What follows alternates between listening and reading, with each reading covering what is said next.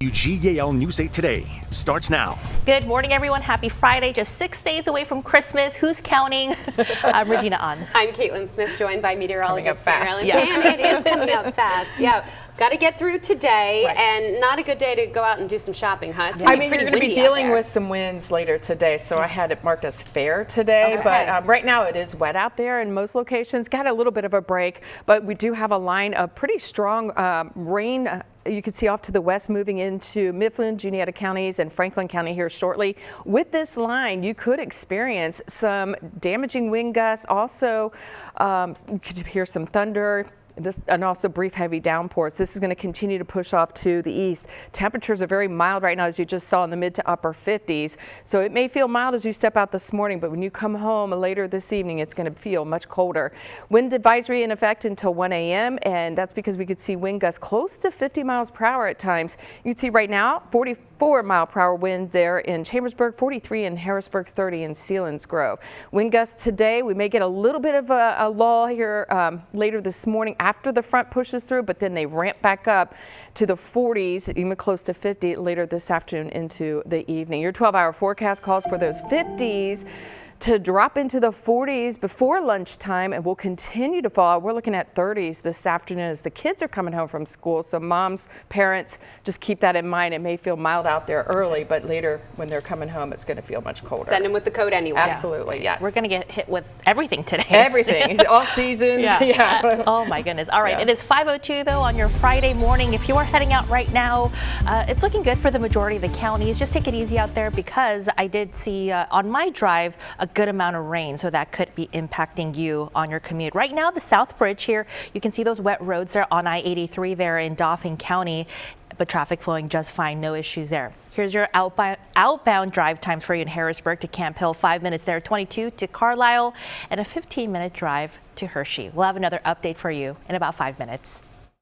This has been a Lancaster Toyota traffic report.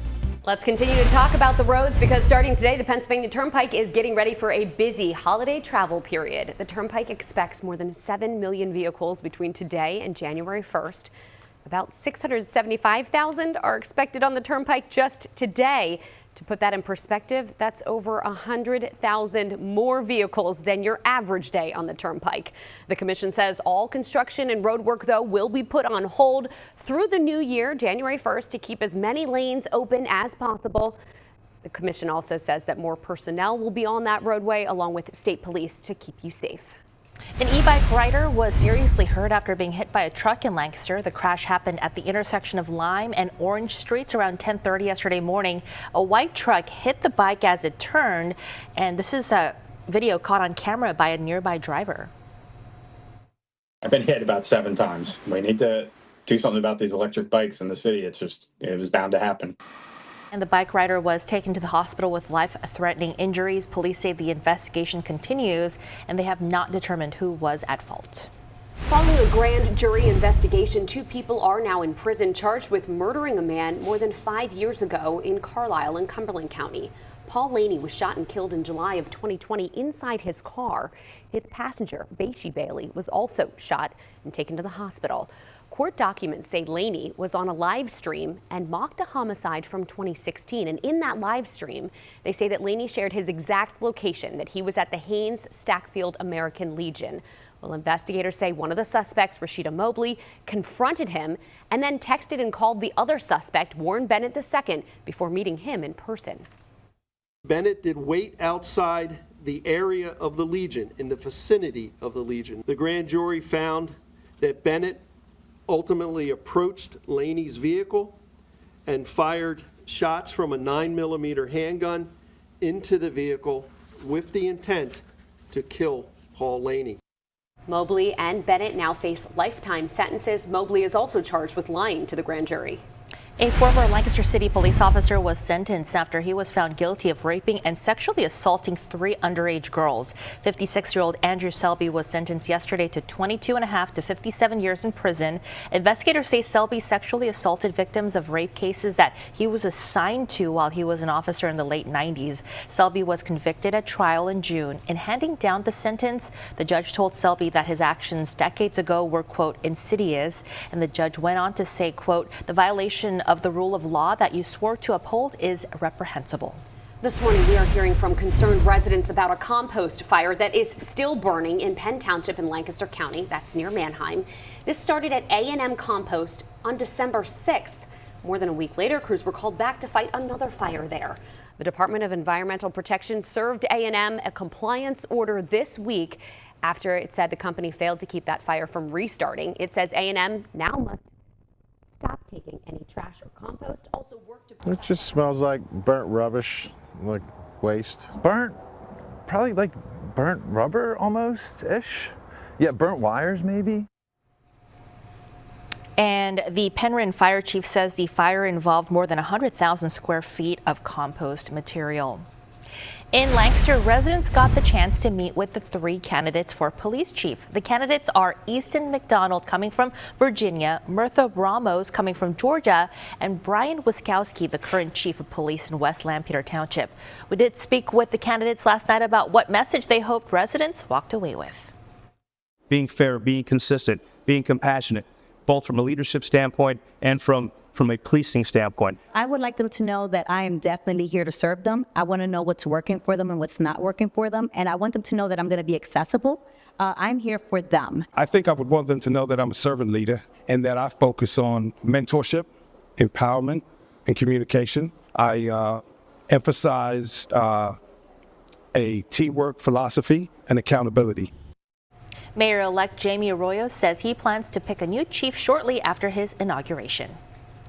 And it's 5:07 now, and let's take a look outside if we can here from our York Skycam on this beautiful Friday. It's beautiful regardless, Mary Ellen, because it's Friday, but it is definitely rainy out there. It's an impact day today. That's right. It's an impact day because we do expect some strong winds. Already seeing some impressive wind gusts at this hour. This wind advisory goes into effect, or is in effect now until 1 a.m. Tonight for the entire area. Check out some of these wind gusts. We're looking at 44-mile-per-hour wind gusts in Chambersburg, 43 in Harrisburg, 30 in Selinsgrove. I've seen some other wind gusts close to 35 miles per hour. They'll continue pretty strong as the cold front comes through, as high as even close to 45 to 50 mile per hour wind gusts. Then they come down a little bit for later once the front moves through, but then the pressure gradient tightens as we get into the afternoon, and you can see them ramping back up close to 45 to 50 miles per hour, and then they'll start to relax as we head into the late evening and overnight period. We do have some showers still lifting through northern Dauphin County, getting a little bit of a break elsewhere, but the front is just there off to our west. This is going to move through this morning. You can expect maybe some rumbles of thunder, strong gusty winds as this line is coming through, and some brief heavy downpours. And as you make your way out, you'll need that umbrella, but it'll be drier for the evening commute. It will be colder, so you definitely need to have that winter jacket, as temperatures at 5 o'clock will be in the low 30s, even though we're in the 50s right now. With the winds, it'll feel even colder. Back to you. Thank you, Mary Ellen, for that.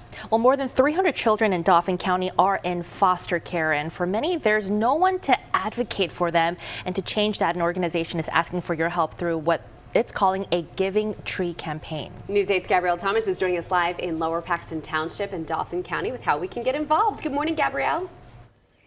Good morning, Caitlin and Regina. Well, CASA, a nonprofit organization here in Dauphin County, all month they've been raising money to support its giving campaign. Now, the tree that you see here isn't the Giving Tree. The Giving Tree is actually online. They've been trying to raise funds to recruit more volunteers to stand up for those children who really don't have a voice when they're in court. Now, I have Kim St. Clair joining me this morning. She is with CASA. Kim, explain to me how the giving campaign came about. Sure, I sure can. So Dauphin County CASA, we are court-appointed special advocates, and the Giving Tree, like you said, the monetary donations will go to growing our volunteers.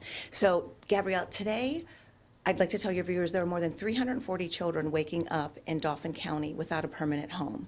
This may look like a temporary foster home, a treatment facility, or a group home. So what our volunteers do is they advocate for these children, hopefully helping to find that permanent, safe home. We do this through working with the case team, the courts, giving reports to the judges, painting a picture of that child's life to hopefully expedite them through the foster care system a little quicker. And as I mentioned, the Giving Tree campaign isn't in person, it's actually online. How does that work? Right. So in 2020, during the pandemic, it started online and it just kind of stuck. So what your viewers can do is log on to DaffinCountyCasa.org. That's DaffinCountyCasa.org. You can pick an ornament, a light, or a gift on the virtual tree and make a monetary donation. And like you said, this donation will help us grow our team of volunteers. There are more than 340 children in the Dauphin County foster care system, and we have 60 volunteers, and we'd love to give a volunteer to every single child.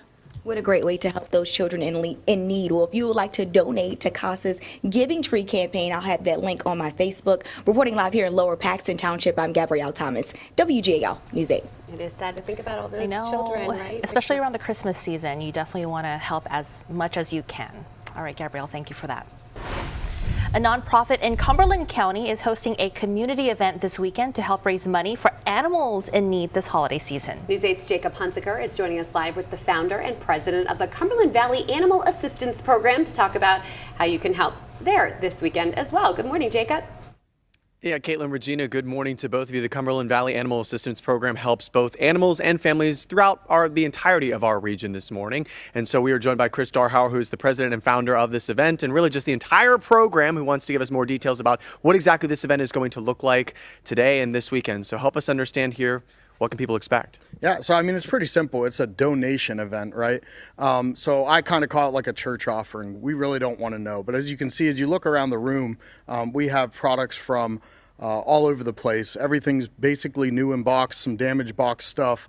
And it's just to kind of raise funds for other nonprofits like ours and you know, our nonprofit. To help us get through this next year. It's been difficult to raise funds for nonprofits. So we're just trying to, normally we would set this up at a smaller scale. We were really blessed they didn't have any hurricanes come through this year that made landfall. And so we had some trailers, some items that were supposed to be earmarked for that we didn't get out. So we said, hey, let's open them up to the community. And so that's what you're looking at. And I understand, you know, we're getting really close to the Christmas holiday. For those that don't know, it's crazy enough. It's already going to be next week. So if people are going to be coming out here to this event, what type of items can they expect to possibly be getting for their families? Is it just for their pets, or is it a little bit of everything? Yeah, I mean, it's absolutely a little bit of everything. You're going from toys to tools, some shampoo, some soaps, literally everything. All right. Well, Chris, thank you so much for your time. We greatly appreciate it. More details specifically on the event tonight for teachers, veterans, and first responders, 5 to 9 o'clock. And then this weekend, 9 a.m. to 9 p.m. Everyone is welcome. You can find the full details about the event and everything that you need to know, any details we didn't already touch on this morning, on my Facebook page. So check that out if you're going to be coming out here. We're live in Carlisle this morning. Jacob Hunsaker for WGAL News 8.